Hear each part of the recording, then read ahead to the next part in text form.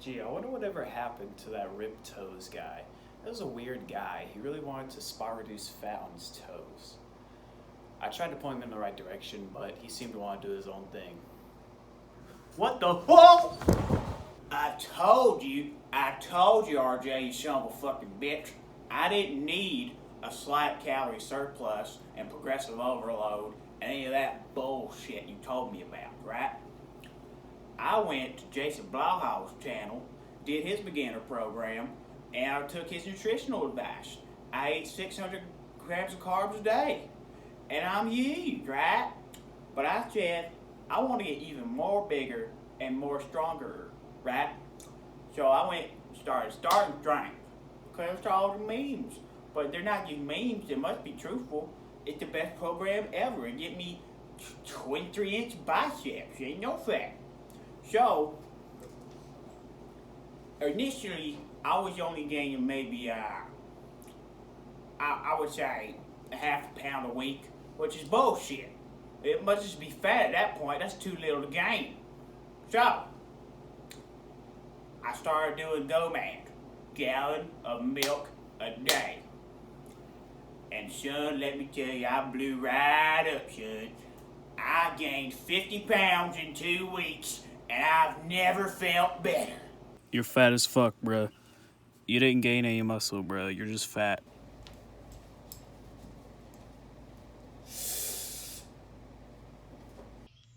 Okay, now if you want to avoid being a do you even lift or a fat piece of shit, watch the rest of the following video. Coming up, looking out, I'll survive, no doubt. Never fear, bring it on, break it down, what's in my way?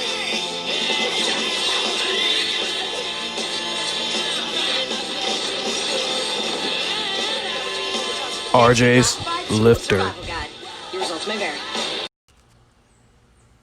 Okay. Now it's been 2 days since I filmed that skit, and I've got a drink on me. Let's get into some of the don'ts you want to don't do as a beginner in your first year of lifting.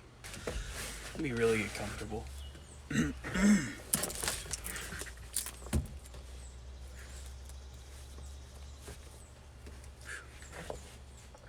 All right, can you see me?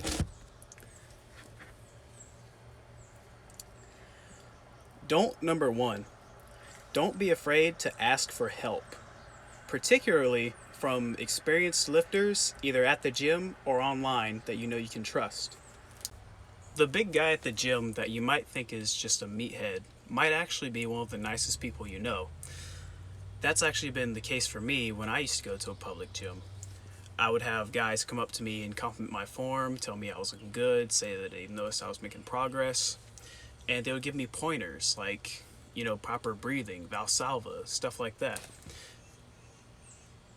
The value of an experienced lifter, or anyone in any field, in anything in life, in anything, who has a lot of experience, can't be overstated, because they can teach you so much, because they've been through all the things you've been through. They know all the hurdles you'll have to go through and can help you through them.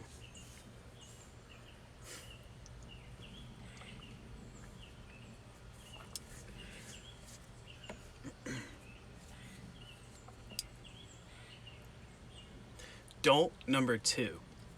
Don't buy a cookie cutter $97, $100 program by some fitness influencer online. Don't number 3. Don't set unrealistic expectations upon yourself or upon a program. Even if a program, which, let's take for example a cookie cutter program, they might say get shredded in 90 days. Well, the truth is, if you're a 250-pound man and you're 5'2", it's probably going to take you longer than 90 days to get shredded. In all reality, you're very, very obese, and it will probably take you quite a while to get shredded. Maybe a year, maybe more.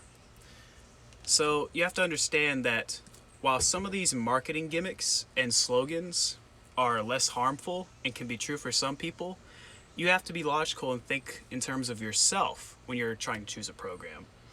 So just don't fall for the gimmicks. Read between the lines. The first program that I want to talk to you about that I personally recommend is Grayskull LP by John Schaefer.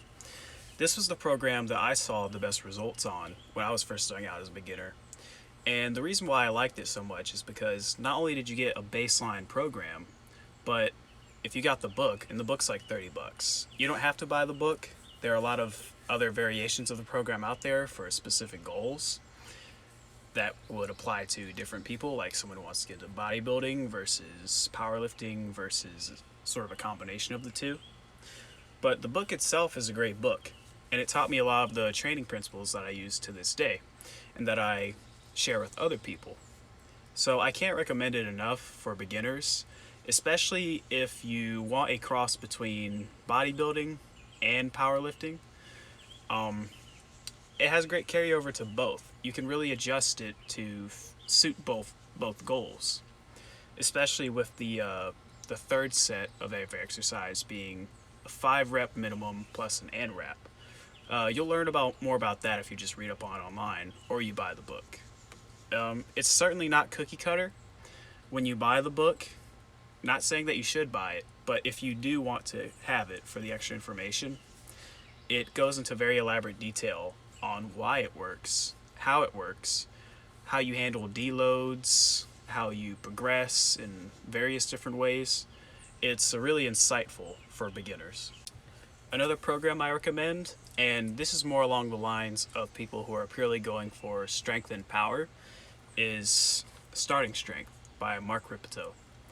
I personally never ran this, but it has a reputation. It certainly works, you know. It's limited in some capacities, but overall, it is a really good beginning program. And it will get you results if you're diligent with your nutrition, your recovery, and with your work in the program and constantly trying to push yourself. And the Grayskull LP was actually sort of John Schaefer's response to Starting Strength, that, you know, to help break through plateaus when it comes to, you know, beginners, because you will plateau eventually. And Grayskull LP, in my experience, led to less plateaus. But I still would recommend Starting Strength if you're mostly just looking for strength and power. Another note on Starting Strength, there's a meme that a lot of people mistake as not being a meme, and it's based off of something Mark Rippetoe actually said. He recommended a gallon of milk a day for people trying to gain a lot of weight. Now, I think pure weight gain is kind of a silly goal. Some people, yeah, you could stand to put on some fat, but GOMAD, which is gallon of milk a day, is a meme, and it will get you fat. It will absolutely get you fat, especially if you do GOMAD on top of a normal day of eating. You'll definitely get fat, and you won't be happy, and you'll be very unhealthy. I'd imagine that much dairy is not going to be very friendly on your intestines. Another one that I recommend is another one that I've never done, but I trust the people who say that it works. I've heard a lot of good success stories from it, and I trust the guy that made it. It's the 5-3-1 method by Jim Wendler. The cool thing about this one is, and kind of similar with Starting Strength, but I feel like Jim is more accessible, is you can actually contact him, and he writes a lot of articles on it on his website as far as what modifications you might need to make to the program. Another alternative route you could take if you're strictly going for the bodybuilding path is I would recommend listening to Scooby1961, the YouTuber. He has a website called Scooby's Workshop, and he has beginner programs to intermediate to advanced programs for both gym goers and home gym owners. And his advice is pretty solid, and I've actually modeled a lot of my home workouts off of what he does, you know, because he's very experienced and he has a lot of articles and videos out there that can help you. His beginner program for gym goers, you know, it's definitely a bodybuilding beginner program. It's stuff like leg press. I think he also has a squat in there as an option, alternative for the leg press. It's, you know, it's bodybuilding more on the high rep side, which for a beginner you can do, but you really need to push the progression. You know, you don't want to just be stuck doing 4 sets of 12 for like a particular exercise for like a month. You want to try and keep pushing the progression. That's the biggest thing with beginners. If you want to go the calisthenics route, I know of 2 really reliable channels for calisthenics advice for all levels of fitness. Calisthenics Movement and Fitness FAQs. Those are my go-to guys when it comes to advice on calisthenics. And I believe that if you want to go that route with your training, those are the guys to listen to. You could buy some of their programs. I'm not sure the cost of some of them. If they're like $100 or something, don't do it, obviously. But they have a lot of really solid advice, and they'll certainly set you up. In the beginning, when I was starting out, before I discovered Grayskull LP, I sort of just did whatever. I think I tried to do Alpha Destiny's novice program for a little bit, but I failed because I didn't have any way to do squats or I didn't have any way to do squats, and I was just like, well, I'm just not going to do anything as an alternative for them. I didn't do lunges or anything, just didn't have that movement pattern. And you can probably imagine, even as a beginner, how that could lead to some imbalances and some problems, and it did. So don't make that same mistake. Oh yeah, that's another good novice program, Alpha Destiny's novice program. Novice is different from beginner. If you have some level of training experience and you have some lifts, you know, you could train as a novice. I really had no business doing the novice program though. I was an absolute beginner, so learn from that. But yeah, if you want to create your own program, here are some fundamental ideas you need to keep in mind.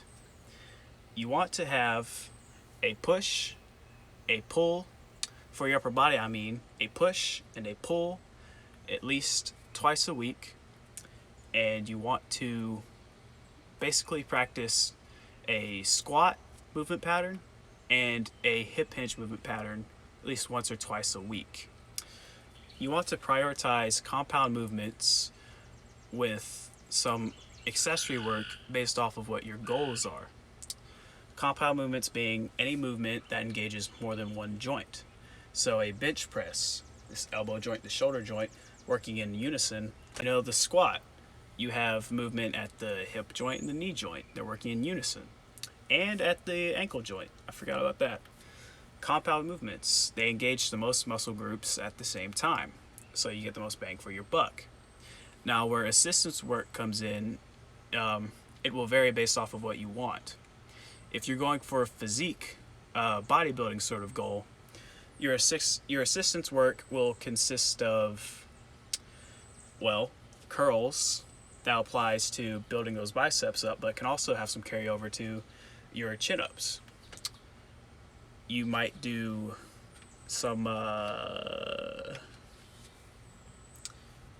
skull crushers or tricep extensions that can have some carryover to your overhead press or your bench press, because the tricep plays a large part in both of those movements.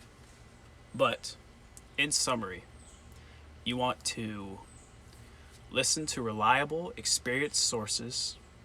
You want to not break the bank. You want to train hard consistently. And you want a program that aligns with your goals. I hope that covers everything that needs to be covered. I'm sure I might have missed some things, but oh well. That does it for our episode on choosing a program. The next episode will be dedicated to nutrition, so you can avoid getting that big bubble gut and thick, juicy ass cheeks that I had. And let's be honest, I still do have. But sayonara.